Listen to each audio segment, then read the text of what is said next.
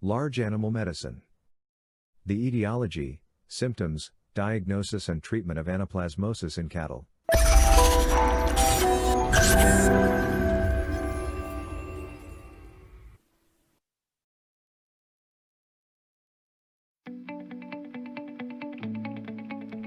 Anaplasmosis. It's also called yellow back or yellow fever. Anaplasmosis is a vector-borne infectious blood disease in cattle caused by the ricticial parasite. Anaplasmosis marginale and Anaplasmosis centrale are the two subspecies.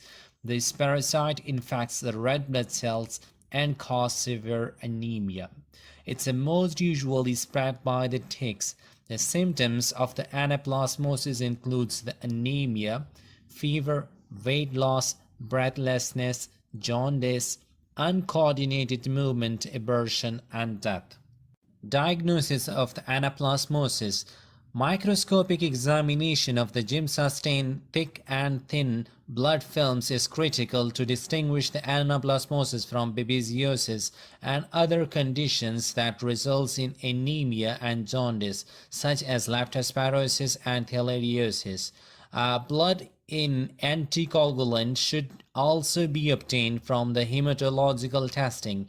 In gym-sustained thin blood films, anaplasma species appear as a dense, homogeneously staining blue-purple inclusion with 0.3 to 1 micrometer in diameter.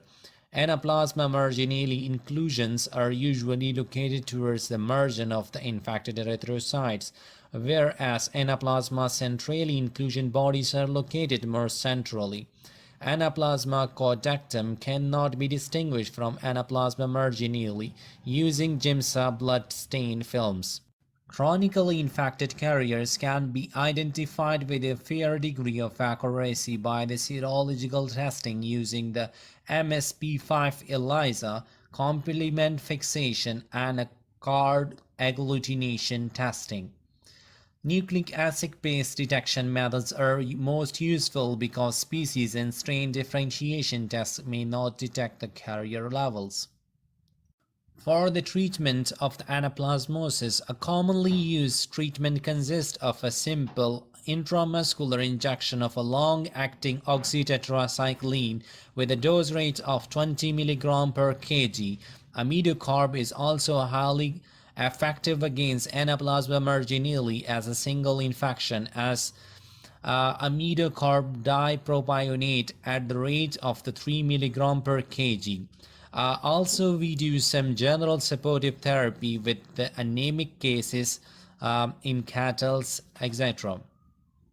The incubation time averages 3 to 4 months, and the adult cattle are more susceptible to infection than calves. Once an animal recovers from the infection, either naturally or with normal therapy, it will usually remain a carrier of the disease for long life.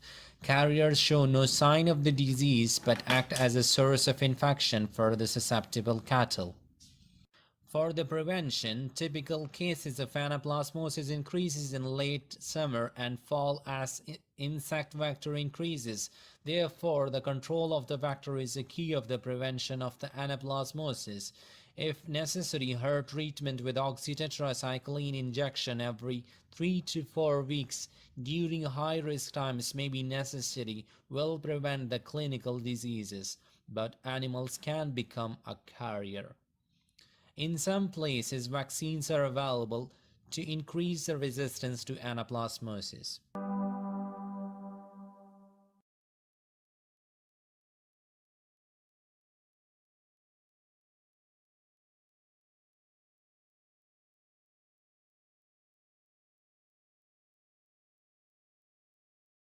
Large animal medicine.